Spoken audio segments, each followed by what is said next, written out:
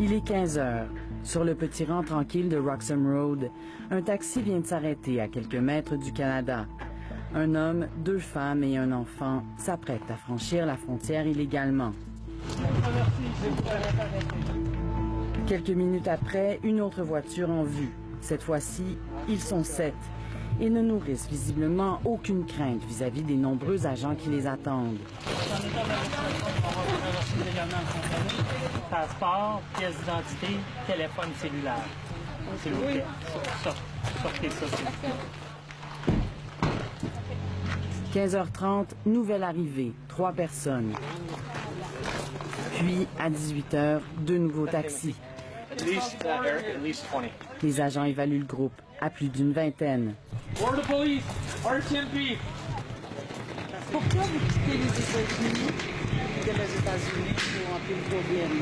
Il y a des problèmes aux États-Unis, dit cette dame en créole.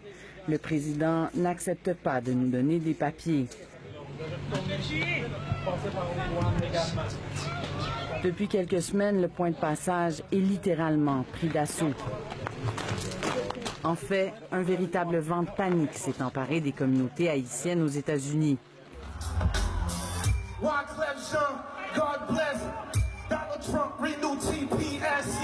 Même Wyclef Jean, le célèbre rappeur engagé, demande à Donald Trump de ne pas lever la protection temporaire dont bénéficient ses compatriotes.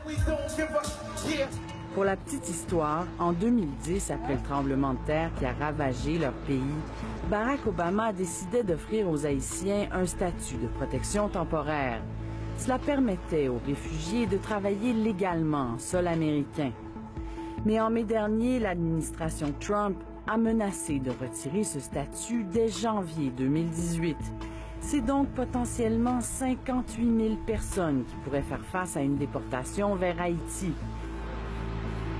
C'est ce que veulent éviter à tout prix ces gens qui aboutissent à Roxham Road de jour comme de nuit. Vous parlez français? Vous venez d'Haïti? Monsieur Trump est contre vous, c'est ce que vous dites? Oui, c'est ça. Et est-ce qu'il y a beaucoup d'Haïtiens qui fuient en ce moment les États-Unis? Alors oui, je pense.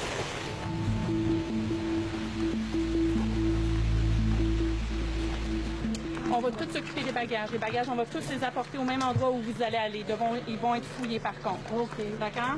Okay. L'Agence des services frontaliers refuse de confirmer la montée en flèche récente du nombre de migrants qui traversent ici illégalement. Or, selon les informations que nous avons colligées depuis quelques semaines, ce sont plusieurs dizaines, parfois même plus d'une centaine de personnes qui traversent à Roxham Road chaque jour. On est sur le choc, hein? Sur le choc? Oui. Pourquoi? Laisse